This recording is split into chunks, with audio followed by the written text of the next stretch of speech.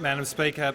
Last Tuesday we had a remarkable allegation surface that Australian officials had paid people smugglers to take people back to Indonesia.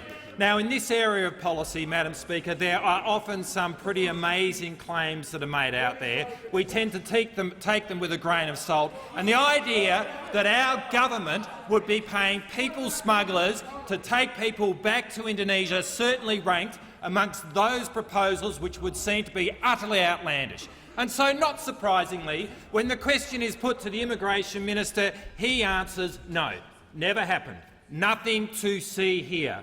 And when the proposition is put to the Foreign Minister, she reiterates it. No, it never happened. Nothing to see here. And I've got to say, personally, I heard what they said and I thought, well, that's obviously got to be right, because which Australian government would pay people smugglers who turn up next to an Australian Navy vessel and send them back pay them to take people back to Indonesia?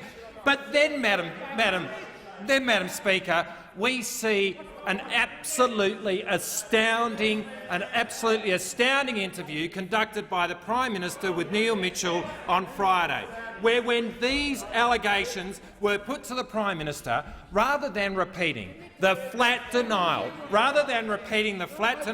what we hear is obfuscation. What we hear is an attempt to avoid the question, and then this fantastic line, which sums up everything that this government is about. By hook or by crook, we will do what we intend to do. By hook or by crook. This is the government of the cheap fix. This is the government that goes down the quickest avenue it can. This is the government that doesn't have enduring solutions.